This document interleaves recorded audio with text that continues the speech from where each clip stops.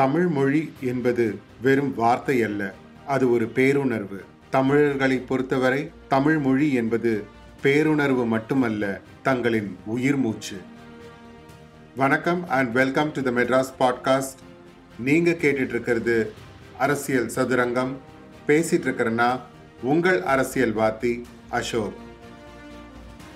தமிழக அரசியல் வரலாற்றில் இப்போ நம்ம இருக்கிறது 1964. போன எபிசோடில் கீழ்ப்பழுவூர் சின்னசாமி அப்படிங்கிறவர் யார், இதை நீங்கள் கூகுள் பண்ணி கண்டுபிடிச்சு சொல்லுங்கன்னு சொல்லியிருந்தேன். அதை கண்டுபிடிச்சவங்களுக்கு என்னுடைய வாழ்த்துக்கள். அவர் யாருன்னு தெரிஞ்சுக்க விரும்புகிற உங்களுக்கு தொடர்ந்து இந்த பாட்காஸ்ட்டை கேளுங்க. 25 ஜனவரி 1964 திருச்சிராப்பள்ளி தொடர்வண்டி நிலையம் பரபரப்புக்குள்ளானது. சுமார் 11 மணி அளவில் அங்கே கீழ்ப்பருவூர் சின்னசாமி தனக்குத்தானே தீ வைத்து கொண்டு தமிழ் வாழ்க ஹிந்தி ஒழிக என்ற கோஷத்துடன் உயிர் நீத்தார். திருச்சி ரயில் நிலையம் ஸ்தம்பித்தது. சின்னசாமியின் இந்த செயல் தமிழகம் முழுவதும் அதிர்வலையை ஏற்படுத்தியது. அந்த அதிர்வலைகள் டெல்லி வரை சென்றுதான் நின்றது. முதலாம் மொழிப்போர் தியாகிகளான திரு நடராஜன், திரு தாளமுத்து அவர்களை தொடர்ந்து 1964 திரு சின்னசாமி அவர்கள் இந்தி திணிப்பிற்காக தன் இன்னுயிரை நீத்தார். திமுக தொண்டரான அவர் திருச்சியிலிருந்து சென்னை சென்று கொண்டிருந்தார். அதே ரயிலில் திரு பக்தவத்சலம் அன்றைய முதல்வர் பயணித்துக் கொண்டிருக்கிறார் என்ற விவரம் அறிந்து ரயில் சென்னை வந்து அடைந்தவுடன் அவரை காண செல்கிறார். பாதுகாவலர்கள் படைசூழ நடந்து வந்து கொண்டிருந்தார் முதலமைச்சர். அவரை பார்த்தவுடன் தனது மனதில் இருந்த கேள்வியை கேட்டுவிட்டார். ஐயா, நீங்கள் தமிழை காப்பதற்காக ஹிந்தி திணிப்பை தடுக்கக்கூடாதா என்று எரிச்சல் அடைந்த திரு பக்தவத்சலம் அவர்கள் அவரின் கேள்வியை உதாசீனப்படுத்தி வேகமாக நடையை கட்டுகிறார். பிறகு பின்னால் இருந்த பாதுகாவலர்கள் திரு சின்னசாமி அவர்களை கைது செய்து காவல் நிலையம் அழைத்து சென்று விசாரிக்கிறார்கள். பின்னர் அவர் விடுவிக்கப்படுகிறார். ஆனால் இந்த சம்பவம் திரு சின்னசாமி அவர்களின் மனதில் ஒரு பெரிய ரணத்தை உருவாக்குகிறது. ஹிந்தி திணிப்பை தடுத்து நிறுத்த வேண்டும், அதற்கு தான் ஏதாவது செய்து விட வேண்டும் என்று எண்ணிய திரு சின்னசாமி ஒரு கடிதம் தன் நண்பருக்கு எழுதுகிறார். அதில், தமிழே, நீ வாழ வேண்டும் என்பதற்காக நான் துடிதுடித்து சாகப் போகிறேன். காலை 11 மணிக்குள் என் உடல் மீது பெட்ரோல் ஊற்றிக்கொண்டு செத்து விடுவேன். இதை பார்த்த பிறகாவது ஏன் ஹிந்தி, எதற்காக ஹிந்தி என்று மக்கள் கேட்கட்டும். கடிதத்தில் சொன்னபடியே செய்தும் காட்டினார் திருச்சி மாவட்டத்தின் திமுக தொண்டர் கீழ்ப்பழுவூர் சின்னசாமி அவர்கள். நம்மளோட இந்த பாட்காஸ்ட்லேயே ஏற்கனவே ஹிந்தி எதிர்ப்பு போராட்டங்கள் 1937 40ஆம் ஆண்டு வரைக்கும் நடந்ததையும் அதுக்கப்புறமா அது கைவிடப்பட்டதை பற்றியும் நம்ம விலாவரியாக பேசியிருந்தோம். இது தொடர்ந்து இந்தியா சுதந்திரம் பெற்ற பிறகு கூட இந்திய அரசியலமைப்பு சட்டம் 1950 வரையப்பட்டது. அதில் சட்டம் அமலாகி 15 ஆண்டுகள் கழிச்சு, அதாவது 26 ஜனவரி 1965 அந்த வருஷத்திலிருந்து இந்தியாவின் ஒரே ஆட்சி மொழியாக ஹிந்தி மட்டுமே இருக்கும். இணை ஆட்சி மொழியாக ஆங்கிலம் பயன்படுத்தப்படலாம் அல்லது பயன்படுத்தப்படாமலும் போகலாம் அப்படின்னு ஒரு ஷரத்தும் இருந்தது. இந்தியாவின் ஒரே ஆட்சி மொழியாக ஹிந்தி அறிவிக்கப்பட்டால் மத்திய அரசு பணிகளுக்கான தேர்வுகளை தமிழ் உட்பட தேசிய மொழிகளில் எழுதுவதற்கான வாய்ப்புகள் கண்டிப்பாக மறுக்கப்படும். பிரச்சனையே அங்கதான் ஆரம்பிச்சது. மத்திய அரசின் குறிக்கோள் என்னவோ அந்த 15 ஆண்டு காலகட்டத்துக்குள் ஹிந்தியை எல்லா மாநிலங்களிலும் அறிமுகப்படுத்தி அதை ஒரு அலுவல் மொழிக்கு மேலே அதை தேசிய மொழி ஆக்கணுங்கிறதுக்காக பல முயற்சிகளை செஞ்சு கொண்டு தான் இருந்தாங்க. சுற்றறிக்கைகள், அரசாங்க அறிவிப்புகள், பள்ளிகளில் ஹிந்தியை அறிமுகப்படுத்துறது, மத்திய அரசின் அலுவலகங்களில் பணியாற்றுறவங்களுக்கு தனியாக ஹிந்தி போதிக்கப்படுதல், இப்படி நாடு முழுக்க ஹிந்தியை பரப்புவதற்கான வேலைகளில் ஈடுபட்டிருந்தது. திரு PC கேர் என்பவரின் தலைமையில் மொழி ஆணையத்தை 7 ஜூன் 1955 அன்று குடியரசுத் தலைவர் டாக்டர் ராஜேந்திர பிரசாத் நிறுவினார். அதோட லட்சியம் என்னன்னா, மத்திய அரசு தொடர்பான காரியங்கள் இந்தியை அதிக அளவு பயன்படுத்த வேண்டும், அதற்கான வசதி வாய்ப்புகளை ஆராய்ந்து கூற வேண்டும், மத்திய அரசு பணிகளில் ஆங்கிலத்தின் பயன்பாட்டை எப்படியெல்லாம் குறைச்சு ஹிந்தியோட பயன்பாட்டை எப்படியெல்லாம் அதிகரிக்கணுங்கிறத பற்றி ஆய்வு செஞ்சு அறிக்கைகள் சமர்ப்பிக்கணும், இணை மொழியான ஆங்கிலத்தை படிப்படியாக குறைச்சு முழுவதாக ஹிந்தி மொழியை எப்படி ஊக்குவிச்சு எல்லா அலுவலகங்களிலும் உபயோகப்படுத்தணுங்கிறதுக்கான வழிமுறைகளை அந்த ஆணையம் சமர்ப்பிக்கணும். அந்த ஆணையம் பரிந்துரை செய்த சில ஷரத்துகளை இப்போ பார்க்கலாம். ஹிந்தி பேசாத மாநிலங்கள் இருக்கும் பள்ளிகளில் பயிலும் மாணவர்களுக்கு ஆங்கிலம் தாய்மொழி தவிர ஹிந்தியையும் கட்டாயமாக போதிக்க வேண்டும். ஹிந்தி பேசும் மாநிலங்களில் இருக்கும் பள்ளிகளில் பயிலும் மாணவர்களுக்கு ஆங்கிலம், ஹிந்தி தவிர வேறு எந்த மொழியையும் போதிக்க தேவையில்லை. உச்ச நீதிமன்றத்தில் ஹிந்தி ஆட்சி மொழியாக ஆவதால் அதனை சார்ந்து இயங்கும் மாநில உயர்நீதிமன்றங்களிலும் ஹிந்தியே நீதிமன்ற நடவடிக்கை மொழியாகவும் இருக்க வேண்டும். அதே சமயம் அந்த உயர்நீதிமன்றங்கள் தங்களது தீர்ப்பை அந்தந்த மாநில மொழிகளில் படித்து காட்ட வேண்டும். மாநில சட்டமன்றங்களில் நிறைவேற்றப்படும் அதிகாரப்பூர்வமான சட்டங்கள் அனைத்தும் ஹிந்தி மொழியிலேயே இருத்தல் வேண்டும். பெரும்பாலான ஹிந்தி பேசும் மாநிலங்களைச் சேர்ந்த ஆணையத்தினர் இதுக்கெல்லாம் ஒத்துக்கிட்டாங்க.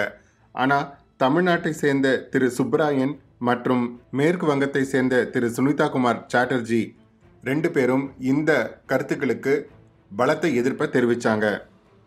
ஆணையத்தின் பரிந்துரைகள் ஹிந்திக்கு சாதகமாக இருந்ததையும் நடைமுறைக்கு இது ஒத்து வராதுங்கிறதையும் மத்திய அரசு காரியங்களில் ஹிந்தியை ஆதரிக்க வேண்டும் என்ற கருத்து உடனடியாக ஒத்திவைக்க வேண்டும் என்றும், இந்தி பேசக்கூடிய மக்கள் முதல் தர குடிமக்கள் போல் நடத்தப்படுவதும் மற்ற மொழி பேசுவர்கள் 2ஆம் தர குடிமக்கள் போல் கருதப்படுவதையும் வன்மையாக கண்டிக்கிறோம்னு கூட்டறிக்கை அறிவித்தாங்க.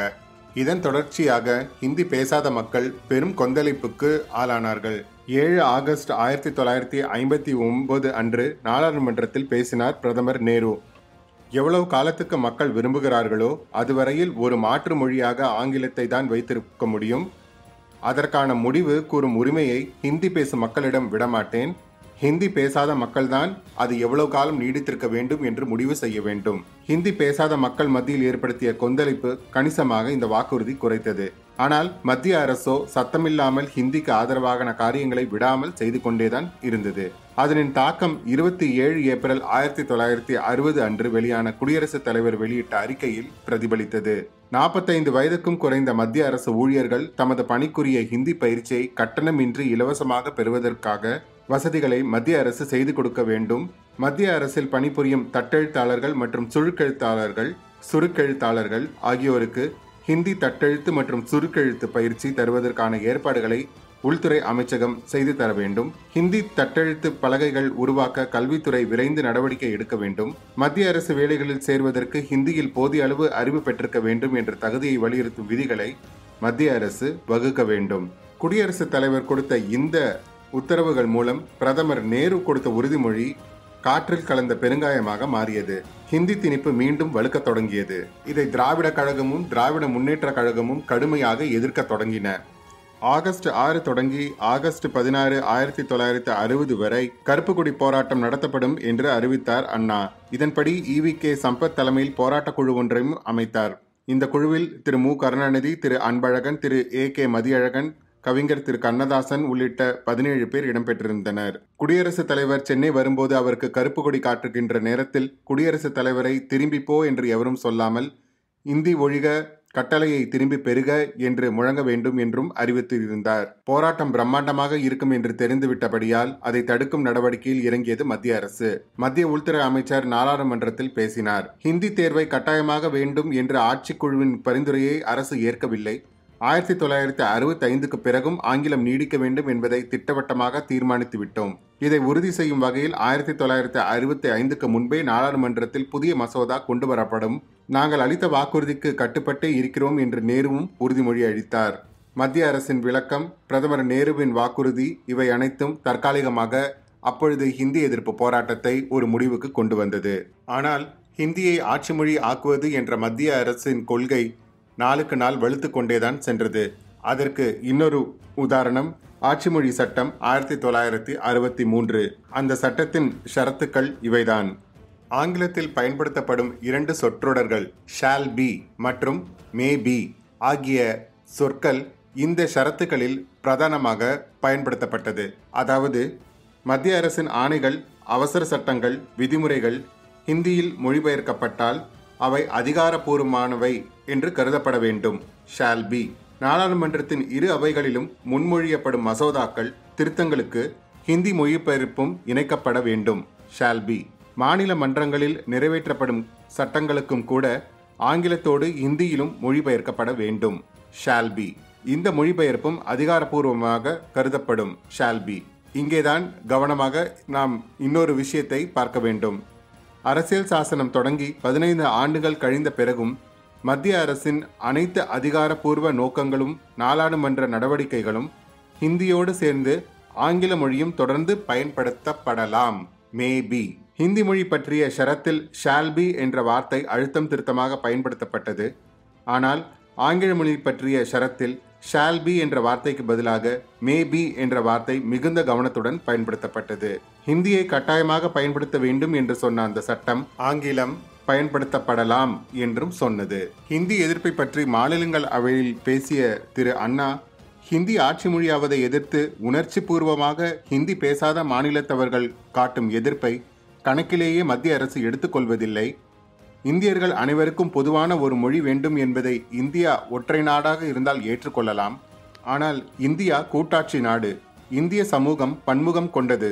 நாடு முழுவதும் ஒரே மொழி என்ற கூற்றை ஏற்றுக்கொண்டால் மற்ற மொழி பேசும் மாநிலத்தவருக்கு இழைக்கப்படும் அநீதி என்று கூறிய அண்ணா, இந்தியாவின் தேசிய கீதமான ஜனகணமன பாடலும் தேசிய தாய் பாடலான வந்தே மாத்திரம் ஆகியவை ஹிந்தியிலேயா ஏற்றப்பட்டன என்று மாநிலங்களவையில் கேள்வி எழுப்பினார்.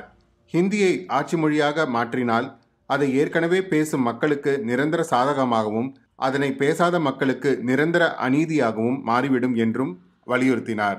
இந்தியை ஆட்சி மொழியாக அறிவிக்கும் இந்திய அரசியல் சாசனத்தின் 17வது பிரிவை நீக்க வேண்டும். தமிழ் உள்ளிட்ட இந்தியாவின் 14 தேசிய மொழிகளையும் ஆட்சி மொழியாக்கும் வகையில் புதிய சட்டப்பிரிவு இணைக்கப்பட வேண்டும். இவைதான் எங்களுடைய பிரதான கோரிக்கை. அவற்றை வலியுறுத்தி 17 நவம்பர் 1963 தொடங்கி 26 ஜனவரி 1965 வரை ஹிந்தி எதிர்ப்பு போராட்டங்கள் நடத்தப்படும் என்று அறிவித்தது திமுக. பேரணிகள் நடத்துவது, ஊர்வலம் செல்வது, மறியல் செய்வது, கருப்பு கொடி காட்டுவது, கருப்பு பேட்ச் அணிவது, கருப்பு கொடி ஏற்றுவது என்று போராட்டங்கள் தொடங்கின. திரு அண்ணா, திரு AK மதியழகன், திரு மு கருணாநிதி, திரு க அன்பழகன் உள்ளிட்ட முக்கிய தலைவர்கள் நேரடியாக களத்தில் இறங்கினர். இதற்கிடையில் மே மாதம் 1964 ஆண்டு திரு நேரு காலமானார். திரு லால் பகதூர் சாஸ்திரி இந்தியாவின் பிரதமராக பொறுப்பேற்றார். தமிழகத்தை பொறுத்தவரை திரு பக்தவத்சலம் அவர்கள் முதலமைச்சராக இருந்தார். 26 ஜனவரி 1965 நெருங்கிக் கொண்டிருந்தது. திரு கீழ்ப்பழுவூர் சின்னசாமி அவர்களின் மரணம் ஹிந்தி எதிர்ப்பு நெருப்பை வேகமாக விசிறிக் கொண்டிருந்தது. திமுக நடத்திய போராட்டங்களுக்கு ஆதரவு பெருக தொடங்கியது. பள்ளி, கல்லூரி மாணவர்கள், தமிழ் ஆர்வலர்கள், ஹிந்தி திணிப்பு எதிர்ப்பாளர்கள் என்று கூட்டம் பெருகிக் கொண்டே சென்றது. முதலில் ஹிந்தி திணிப்புக்கு ஆதரவு அளித்த ராஜாஜியின் மனநிலைமையும் மாறியிருந்தது. அவர் திமுகவுக்கு நேசக்கரம் நீட்டினார். ஹிந்தி எதிர்ப்பு போராட்டங்களில் அவரும் ஈடுபட்டார். மொழி பிரச்சனை என்பது ஹிந்திக்கும் ஆங்கிலத்துக்கும் இடையேயான யுத்தமே தவிர ஹிந்திக்கும் தமிழுக்கும் இடையில் நடக்கும் யுத்தம் அல்ல என்பது ராஜாஜியின் வாதம். தற்போது ஹிந்தியை ஆட்சி மொழியாக மாற்றிவிட்டு ஆங்கிலத்தை அப்புறப்படுத்தும் மத்திய அரசின் முயற்சிகளை ராஜாஜி எதிர்த்தார். ஆக்ஸ்போர்ட் எழுத்தாளர்களில் ஒருவரான மைக்கேல் ஃப்ரீச்சர் இப்படி எழுதினார்: 1965 இந்திய மக்கள் தொகையில் 8% அளவே உள்ள தமிழர்கள் அனைத்திந்திய வேலை வாய்ப்புகளில் 18% இடங்களை பெற்றிருந்தனர். இதற்கு மேலாக மிக உயர்ந்த பதவிகளையும் வகுத்து வந்தனர். இவ்வளவும் ஆங்கிலத்தில் அவர்களுக்குள்ள திறமையால் தான் கிடைத்தது. ஹிந்தி ஆட்சி மொழியானால் ஆங்கிலம் படித்த தமிழர்களின் எதிர்காலம் கேள்விக்குறியாக மாறிவிடும் என்றும் எழுதியிருந்தார். 26 ஜனவரி 1965 நெருங்கிக் கொண்டே இருந்தது. அசாத்திய மௌனம் காத்தது மத்திய அரசு. 8 ஜனவரி 1965 அன்று கூடிய திமுக செயற்குழு ஜனவரி 26 அன்று குடியரசு நாளை துக்க நாளாக அனுஷ்டிக்க முடிவு செய்தது. அந்த நாளில் ஹிந்தி எதிர்ப்பை ஒத்திவைத்தால் இந்திதான் ஆட்சி மொழி என்பதை திமுகவும் தென்னக மக்களும் ஏற்றுக்கொண்டார்கள் என்று மூளைக்கு மூளை காங்கிரஸ் பொய் பிரச்சாரம் செய்வார்கள். அதை தடுக்கவே குடியரசு நாளை அமைதியான முறையில் துக்க நாளாக அனுசரிக்கப் போகிறோம் என்று அறிக்கை விடுவித்திருந்தார் அண்ணா. திமுக குடியரசு தினத்தை அமைதியான முறையில் துக்க நாளாக கொண்டாடினாலும் அதனை பார்த்து கொண்டு அரசாங்கம் சும்மா இருக்காது. திமுகவினர் தமது வீடுகளில் கருப்பு கொடி ஏற்றுவதை அரசாங்கம் அனுமதிக்காது. கலவரமே ஏற்பட்டாலும் திமுகவினருக்கு அரசு பாதுகாப்பும் தராது என்று பக்தவத்சலம் எதிர் அறிக்கை கொடுத்தார். அறிக்கை போர்களும் திமுகவின் போராட்டங்களும் ஒரு பக்கம் இருக்க, வீறு கொண்டு எழுந்தனர் மாணவர்கள். இந்தி திணிப்புக்கு எதிராக தன்னுடைய உயிரை கொடுத்து உணர்வு தீயை பரப்பிய கீழ்ப்பழுவூர் சின்னசாமியின் 1ஆம் ஆண்டு நினைவு நாள் 25 ஜனவரி 1965. அந்த நாளை சிங்கத்தமிழன் சின்னசுவாமியின் நினைவுகளுடன் மாணவர்கள் போராட்டம் தொடங்கும் என்று அறிவித்திருந்தனர் மாணவர்கள். மாணவ சமுதாயம் எழுச்சி பெற்றது எப்படி? ஹிந்தி எதிர்ப்புக்காக மாணவர்கள் நடத்திய போராட்டங்கள் என்ன? இந்த போராட்டங்களுக்கு தலைமை வகித்தது யார்? 1965 ஜனவரி 25 முதல் மார்ச் 15 வரை 50 நாட்கள் தமிழக அரசியல் வரலாறு உதிரத்தால் எழுதப்பட்டது. அந்த காலகட்டத்தில் நடந்தது என்ன என்பதை அடுத்த எபிசோட்ல பார்க்கலாம். அதுவரை உங்களிடமிருந்து விடைபெறுவது உங்கள் அரசியல்வாதி அசோக்.